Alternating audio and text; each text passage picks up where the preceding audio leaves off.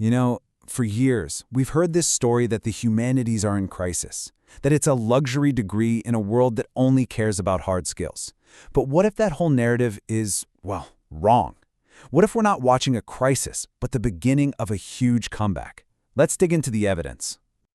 Okay, so that pairing, Frankenstein and Freakonomics, it sounds a little weird, right? But it actually captures a massive shift that's happening. Colleges are now blending those timeless, big questions about humanity with the real, practical skills you need for today's job market. Look, this isn't about ditching the classics, not at all. It's about making them more relevant than ever. Okay, but before we get too far ahead, let's be real. We have to acknowledge where this whole crisis story came from. I mean, those gloomy headlines, they didn't just come out of nowhere. For more than a decade, the trend has been pointing down, and the numbers are pretty stark. Yeah, a full 1/3. That's the drop in the share of students majoring in the humanities since just 2012. I mean, that is a huge number, and you can totally see why it set off some serious alarm bells. And here's some context for you. If you look at this chart, you can really see the story. While fields like business and health sciences stayed pretty steady, the humanities just took a nosedive right around 2012. And a lot of researchers point to one big thing, the long hangover from the 2008 financial crisis, which really pushed students toward degrees with a clearer, more immediate path to a job. All right, but this is where the story starts to get a lot more interesting. All that panic over enrollment is really tied to a much bigger fear that a humanities degree just doesn't pay. So let's puncture that myth and look at what the data actually says.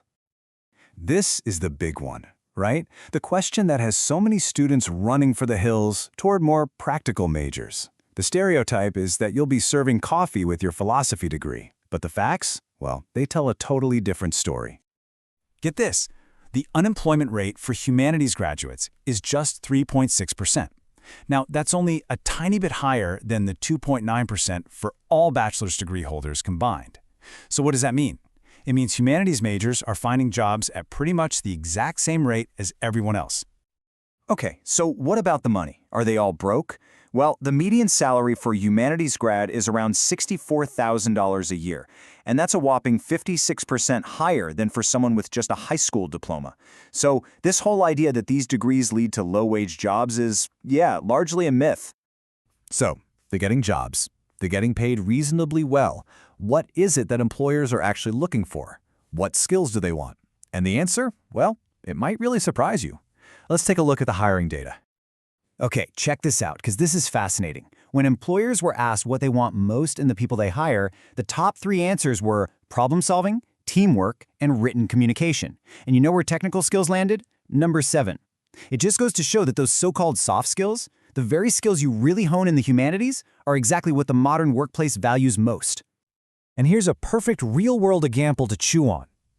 Just imagine for a second programming a self-driving car that has to make an impossible ethical choice in a crash. Who do you want making that call? Just the engineers? Or would you also want people in the room who've been trained to think about history, ethics, and culture? People trained to ask the really big question, what's the right thing for humanity? And you know what? This growing recognition is sparking a total wave of innovation on college campuses. Universities aren't just playing defense for the humanities anymore. They are actively redesigning and reimagining them for a whole new generation of students. Let's look at the University of Arizona, for instance.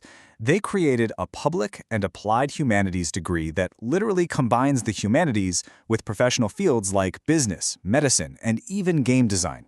And the result? A mind-blowing 45% jump in humanities majors since 2016. It's working. And hey, it's not just about creating these new applied programs. Some schools are actually doubling down on the classics, sometimes in really surprising places. Check out what's happening at Austin Community College. You had skeptics saying that community college students couldn't or wouldn't want to handle classic texts, but their Great Questions seminar, where everyone reads Homer's Odyssey, it proved them all wrong. Students are embracing it, and the program is actually helping more of them stay in school. And this isn't some niche thing either. Even at a tech powerhouse like Purdue, they're integrating the humanities right into the core of what they do.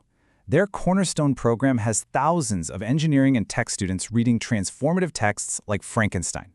They're making sure that the very folks who are building our future are also grounded in a deep understanding of the human experience. So let's step back for a second.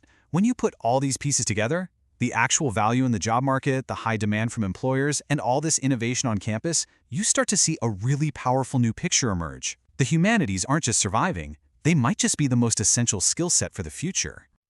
And listen to this quote from an expert on AI and education. It just nails it. Think about it.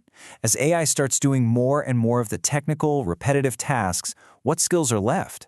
What can't be automated? Critical thinking, creativity, ethical reasoning. You know, the exact things a humanities education is designed to build. And all of this really leaves us with one final big question. In an age of AI, in a world that's going to be increasingly shaped by algorithms, what could possibly be more valuable than truly understanding what it means to be human?